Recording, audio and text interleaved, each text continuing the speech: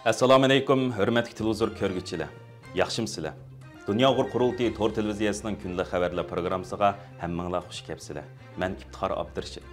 Bugun seshanba.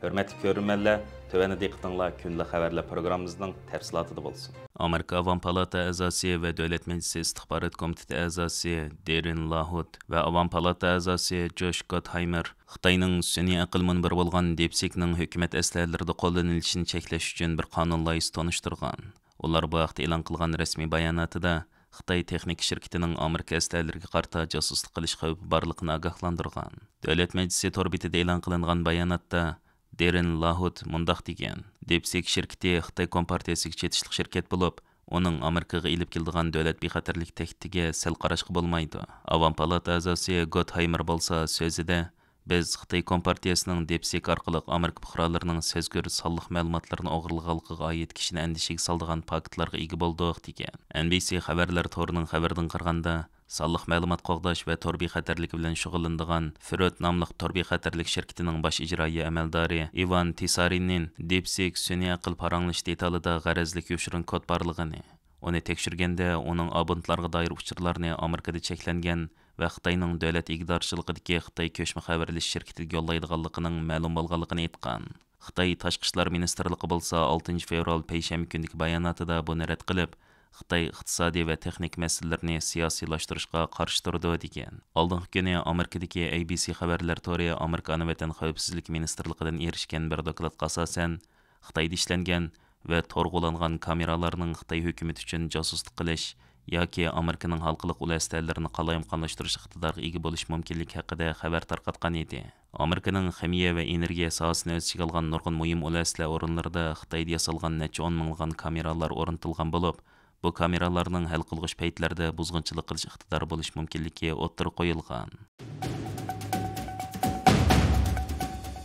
Yaqinda Xitoyda ziyoratda bo'lgan Tailand bosh ministri Paetongtarn Shinawatra Xitoy bilan har turli hamkorlikni kuchaytirish va Xitoy sayohatchilarining Tailandga bexatarlikka kafolat qilishga va'da berganda o'zida Xitoy qini borligini aytgan. Reuters agentligining xabaridan qaraganda, Paetongtarn Shinawatra bu so'zni 6 fevral kuni Xitoy xalq gazetining maxsus ziyoratini qabul qilganda degan. Paetongtarn Shinawatra Tailandning sobiq bosh ministri Thaksin Shinawatraning qizi bo'lib, bu oilaning ajdodlarining Xitoyning janubidagi Guangdong tutishadiganligi qayd qilindi ekan. Paetongtarn Shinawatra o'tgan yil 8-oyda vazifaga o'tirgan bo'lib, bu uning tunji Xitoy ziyorati hamda tunji chet el ziyorati bo'lib hisoblandi ekan. Shinawatraning 5 fevraldan 8 fevralgacha ilib borgan 4 kunlik ziyorati Tailandda tutib turilayotgan 48 Uyg'ur musofirining Xitoy qaytarilish xavfi kuchaygan hamda xalqaro buningga jiddiy diqqat qilayotgan bir mezgilga to'g'ri kelgan. Gerchi Tailand muavin bosh ministri hamda davlat mudofaa ministri Phumtham Wechayachai Uyg'ur musofirlar masalasida kuchli qo'zg'ol qo'zg'algandan keyin bayonot berishga majbur bo'lib,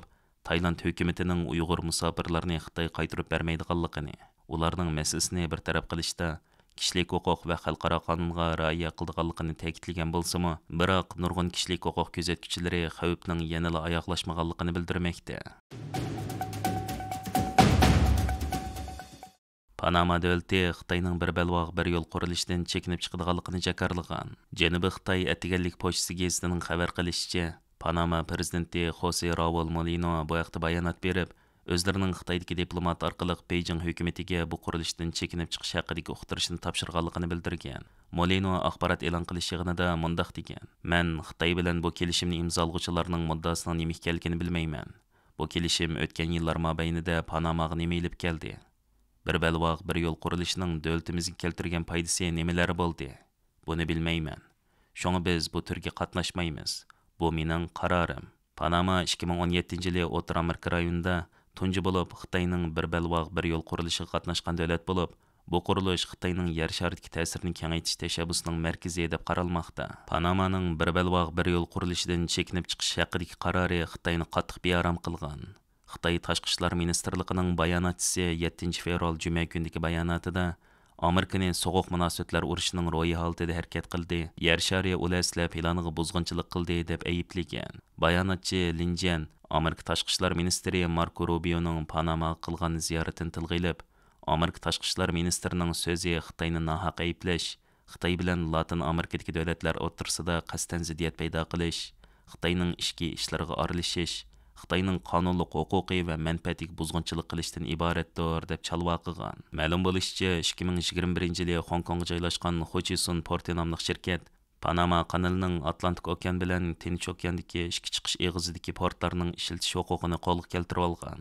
Amerika tashqi ishlar ministri Marco Rubio oldingi hafta Panamani ziyorat qilib, Panama prezidenti Jose Raul Molino bilan ko'rishganda, Prezident Trumpning Panama hukumatining Panama kanalining to'shish, o'tkazish kontroli huquqini Xitoyga berganligi bir xatolik deganligini yetkazgan. Shundaqla buning Amerika Panama shartnomasiga xilof ekanligini bildirgan.